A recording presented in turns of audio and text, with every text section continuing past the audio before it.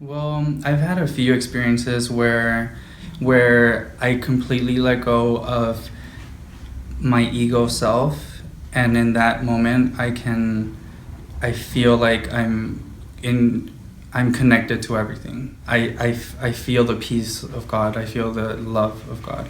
I think the course has definitely helped a lot because I feel like it's addressing your subconscious mind, which is holding on so tight to these ideas about the body, about the world, about who you are. It's like a release of that, like holding on so tight, and then all of a sudden, like, you feel so safe and you feel so comfortable. Your mind just kind of like lets go. I think that's how I've been able to have these experiences. And can you have these experiences at will?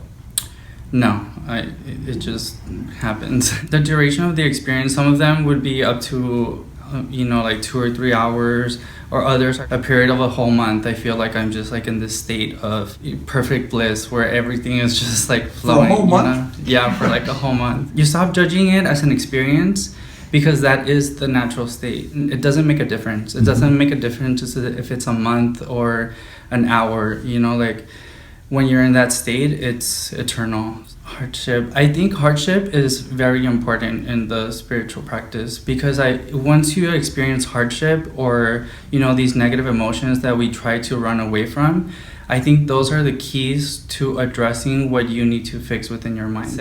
I remember having this thought exactly, saying like, there's something inside of me that I need to address. Like I know I'm more than what I appear to be. And I was like a kid. You put this together at the age of 4. Yeah. This is an amazing young man. Julio Chavez is only 26, yet he is in possession of spiritual insights, experiences, understanding, and wisdom that arguably are more commonly understood by mystics. Welcome to Souljourns. This interview took place in A Course in Miracles Study Center in San Diego, California. A Course in Miracles helps individuals in the West to better understand the spiritual concept of non-duality. This interview was recorded in the spring of 2017.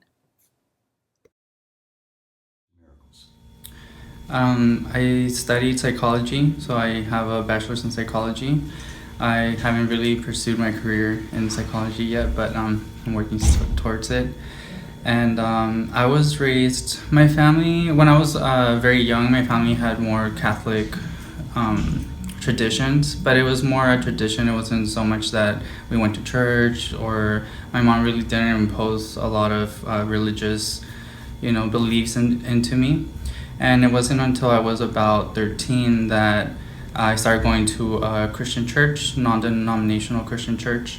And it was more because there was something in me that I kind of felt, and I was trying to find answers to. So it was my decision to go. My aunt started taking me, and I guess that's kind of how I got introduced to the Holy Spirit, And from there, I kind of moved on to philosophies, metaphysical philosophy. And then I branched out into, anything that, I kind of like moved into like the New Age, and then, that's kind of what led me to the Course in Miracles. How old are you? 26. Okay, I was going to say you're in your mid-20s, so you've covered a lot of territory in a couple of dozen years. Spiritually speaking, you sound like you've been active your whole time in your life. Where did that come from? I think even I can remember since I was like very little, like I'm 4 years old, just having a feeling of there was something more, and then there was something more that people around me weren't addressing, and it was always that longing, like what is it that people aren't addressing? Like I feel it, and I can experience it, or I have like this subtle knowing of it, but nobody around me knew what it was, or nobody around me addressed what it was. And that's kind of what led me, it's like, okay, like I know there's something here that people aren't addressing, so what is it? And that's kind of what led me into my spiritual path. Do you identify yourself today primarily, I'm not sure how I would answer this, as a Christian or possibly as somebody who's embraces the faith that we're raised in and open to the possibility of much more? I wouldn't say I'm a Christian in the traditional sense of the word, but I mean, I do believe that the Course was brought to, to the planet through Jesus, or Joshua, as I like to call him. But I wouldn't say I don't consider myself any specific, Christian or Catholic or. We're in Drew's office here where we have a weekly Course in Miracles meeting. So I want to ask you just a couple of questions. What drew you to the Course in Miracles, and a brief understanding for those who are brand new to it, what it is? Well, I was first introduced to the Course by a friend that I met. Actually, I call it a spiritual relationship, because as soon as I saw him, I kind of was like drawn to his energy, and like we kind of like just started talking. This random person that I met at a coffee shop, and he introduced me to the Course in Miracles, and I didn't really, I knew what it was about. He talked to me about it, and I was interested in it. I think I was just not ready to, take it on at that time. And after about 2 years of knowing it, there was like this moment where I remember I was like driving in my car, and like there was this moment that just I kind of like got the guidance, like, go get the Course in Miracles. And I guess I was like ready at that time, so that's kind of like what led me to the Course in Miracles. And a brief explanation of it would be, I guess it's the Course in the understanding of reality, and in letting go of everything that we believe that isn't in alignment with reality. I think that's what the Course is. And of course, let's say your brother who hasn't talked to you in 10 years might say, Julio, brother Julio, whose reality? What reality? I would say the reality that I think the Course is leading to is eternal love and eternal peace. So just this oneness of being, it's weird addressing it from like this side, but I feel like it's this understanding, this beingness that we have, that we are, that we run away from, and I think that's the reality that I'm talking about. Eternal love would be it.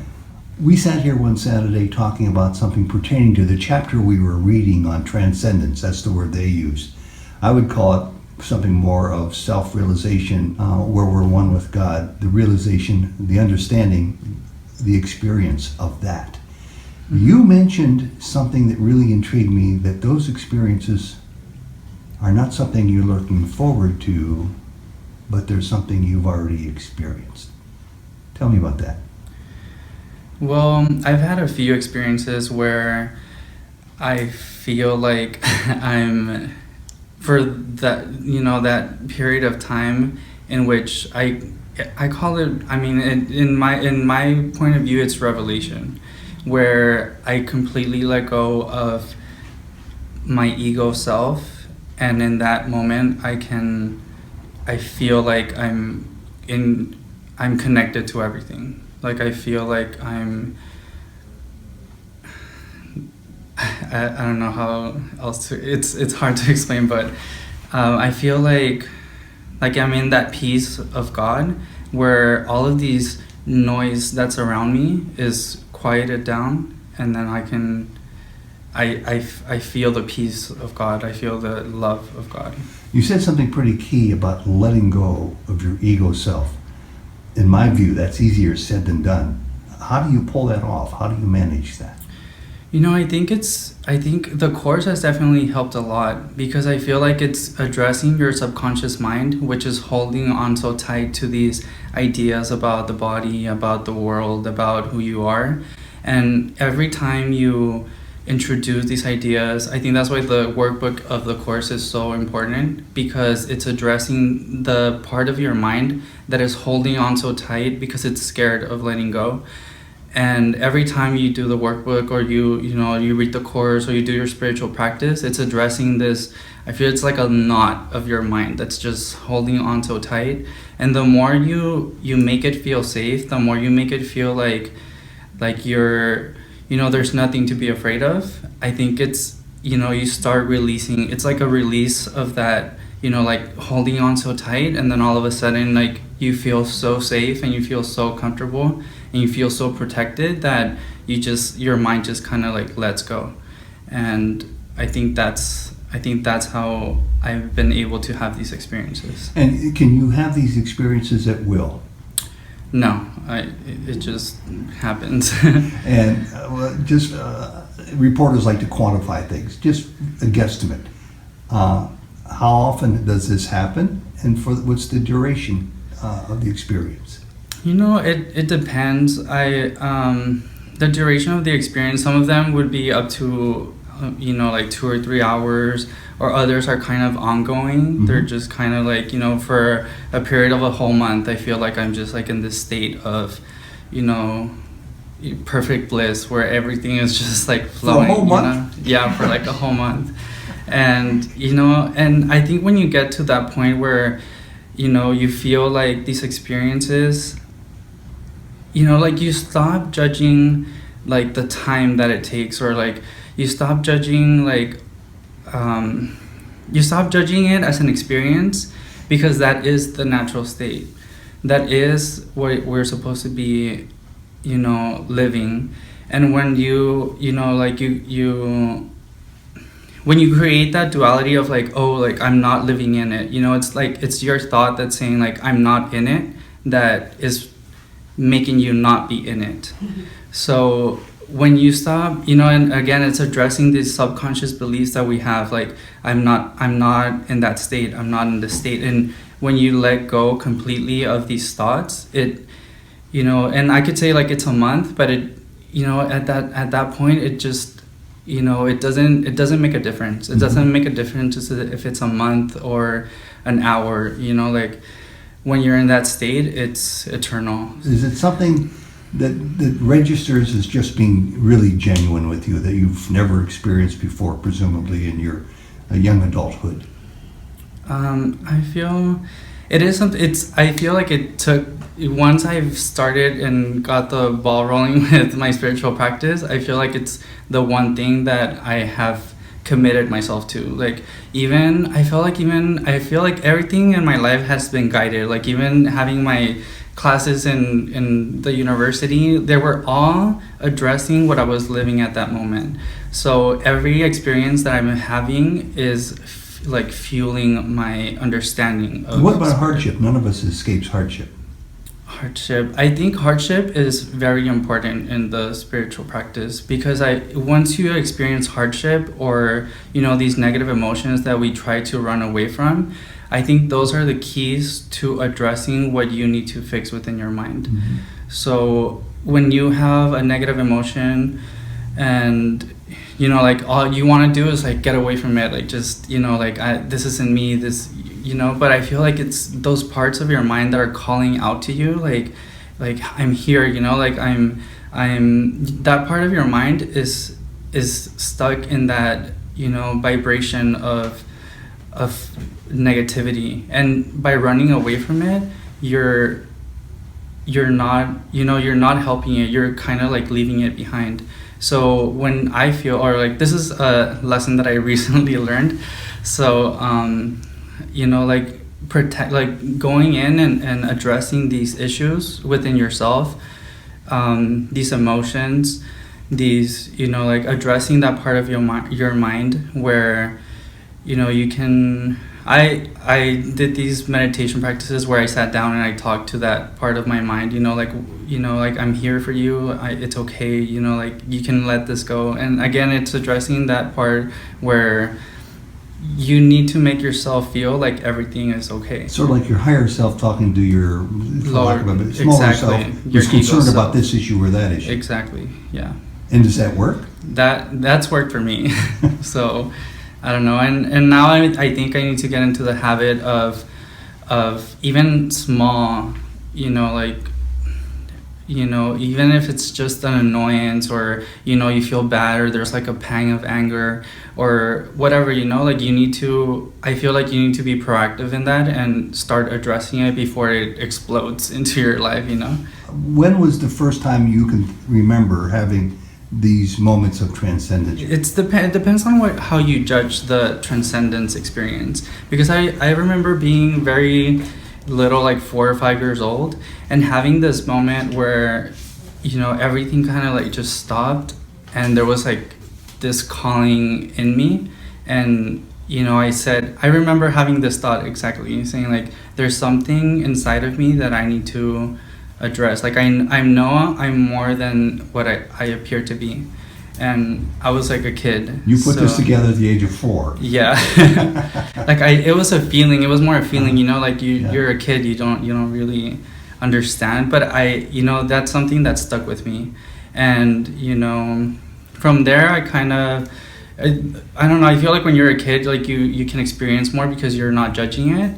But then like the world kind of like shapes you and like puts these barriers on you. So then from when I was a kid, it kind of took me until I was about 18 to start, you know, like addressing this part of myself again. Somebody who's watching this who may have been on a spiritual path but want to get to be able to participate in some of the experiences that you had, how would you advise them? I would say for me what's worked, or how I started, was kind of like listening to myself, like this inner guidance that I felt. And I think that guidance led me to what I needed at that moment, or at that level of awareness that I was at. So at first it was, you know, it led me to the Christian church, and it led me to, you know, the Bible, and then, it led me to this metaphysical philosophy, and then, you know, like from there. So I think the most important thing is finding that guidance and being able to have a communication with, or being able to listen to the guidance. And I know that's kind of vague, but, you know, in I feel like being quiet and meditation really does help. I think that's how when I first started meditating, that's when I began to hear this guidance more. Doesn't sound vague at all, really. There's, including you, 6 people here in this room, and the floor is open to anybody who has any questions. Sometimes there's a shyness factor. If you think of one, just blurt it out. To get us started, Jody wrote down a couple of questions. Julio, thanks for telling us all this. When you are in this state of what you called bliss, does your body, or this what appears to be a real body, function in the so-called world? I think, you know, sometimes I feel like I'm not really aware when I'm in this state, or when I have been in this state. I feel like I'm living through life, but it just kind of feels like, it really does feel like a dream. Like it's hazy, like I do things, but, or like I know that I'm doing them in the physical sense, but my awareness is not on them. Are you able to get to work on time, or take an exam with some success, or? Yeah, it's like it feels distant from you. It feels distant, but I know my ego, mental, mind, body. It's not really. I don't leave it completely.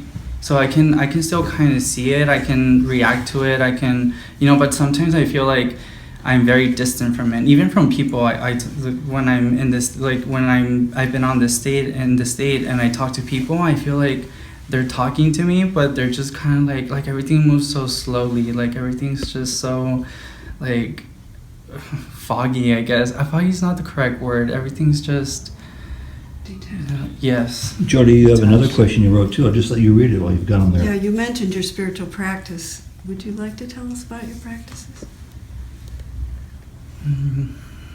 Well, like I said, it depends on I've gone through so many like little stages that I feel like I'm always changing. I'm always open to new things. Mm-hmm. And then that kind of led into the Course in Miracles. And once I started doing the Course in Miracles, I haven't stopped since then.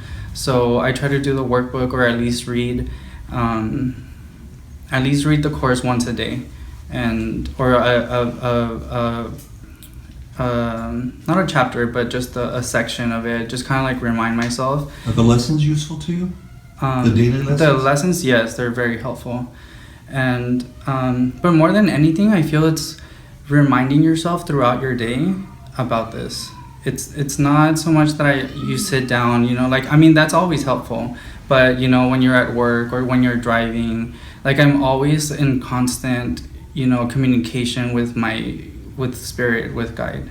So I would say that's my spiritual practice. Julio talked about listening to the guidance from within. Do you hear that as a voice? Yeah. How do you differentiate between the ego telling you what to do, or the ego's urges, and guidance from the real reality? Yeah. At first I really did struggle, because I feel like that's when you first start hearing the guidance, you doubt it. You're like, wait, like, is this the ego? Is this spirit? Like, what, how do I differentiate from it? And I figured that, when you're in a state of, panic or fear, you're not gonna really be able to listen to the spirit, because you're not a match to it.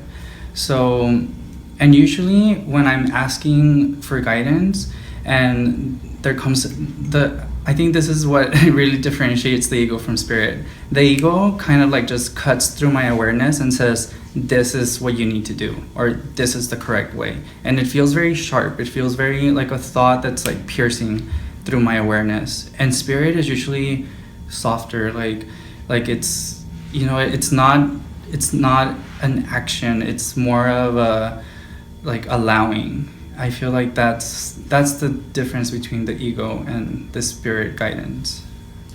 Today's reading, we had a topic on the pathways of the world.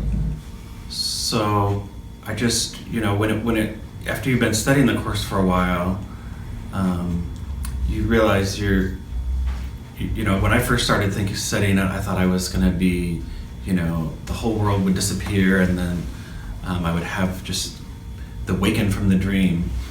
And then years later, I'm still here and trying to get a little bit deeper and deeper into the lessons, and getting closer to the real meaning of the forgiveness in it. But just wondering if you had any comment on how you've dealt with that idea of keep having new situations and thinking this is going to be a different situation, or this relationship, or this job, and trying to keep your spiritual groundedness in all the world's decisions. Yeah, I think, from my experience, I feel like it's us wanting to make those experiences into our reality. And I think it's a very hard lesson, I think, to learn, and I'm still learning it. But, and it goes back to being able to let go of these situations. Like, we judge our lives as real. Like, we judge our physical reality as being it, right? And then we try to attach the meaning to it, like, oh, this is gonna make me happy, this is gonna make me a better person. And when in reality, it's none of it matters. Like, and I know that sounds kind of, I don't know, sad or depressing maybe, but it really doesn't. And once you realize that, once you really truly understand that, nothing matters, because it's just guiding you home. I think if you come to life with that perspective that everything is guiding me home, everything is guiding me to spirit, then I think it's easier to let go of these situations, to let go of relationships, or maybe not even let go, maybe just keep them in your life, but being able to understand that, oh, this is happening because there's a lesson here for me and I need to learn it. Thanks. I got one last question, Julio, and that's, I've been trying to meditate for the last 45 years, and I still do. I practice it every day. I'm completely aware that nobody can cease the thoughts come bombarding into their conscious awareness on a minute-by-minute, second-by-second basis. How do you handle that, since you credit so much your meditation practice for helping you to come to this state of occasional profound experiences? I don't really meditate anymore, in the sense that I sit down and I, like before, when I first started meditating, I meditated, I would try to meditate for half an hour, or I remember doing an hour and it felt like 10 minutes. So it really, when I was doing my meditation practice every day, it really did help to quiet my mind. But then once I was able to, listen to spirit from that quieting of my mind, I felt like I had a connection with it. So once that was established, the meditation wasn't so much, it wasn't so important in allowing myself, because I already had an experience of what that felt like.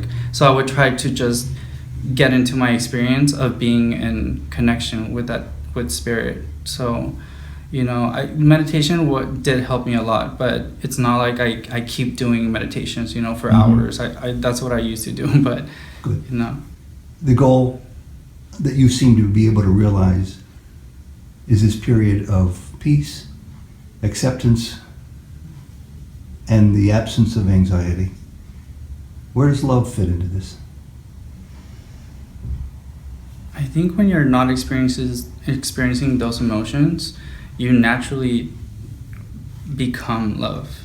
When you're not, I think like those emotions are the blockages to love. So when you're able to let go of them, love naturally flows into you.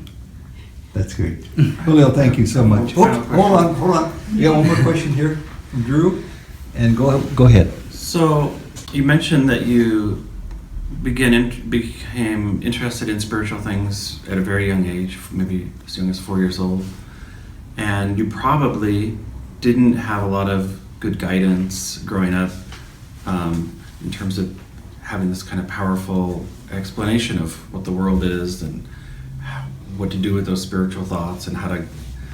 So I wondered if you were watching this as a 4-year-old or a 6-year-old or an 8-year-old, and you were interested in spiritual things, you stumbled onto this video, is there a message that you would have for a really young person to help encourage them or guide them on their journey? Well, I would say the most important thing is to listen to your guidance. If you feel like, at least in my experience, I felt like, people around me didn't have the answers, so I started searching for them, wherever I could. So in books or, and it doesn't even have to be a spiritual source or, quote unquote spiritual source. It could just, if spirit is guiding you to something. For me, for example, it was psychology when I first was introduced to it. Spirit is going to address what you're asking for, and you just have to be open to receiving the answer. And don't try to judge like, oh, that's not spiritual, or that's not, this, or that's not what I'm looking for. If it's coming to you and you're asking the question, it's going to address something that you need to know. Julio, thank you. This is a word I use way too often in my life. I really mean it. This was wonderful. You really shared from your heart, and it's received with huge gratitude, I'm sure, by all of us here. And thank you again. Thank you. Thank you. Thank you.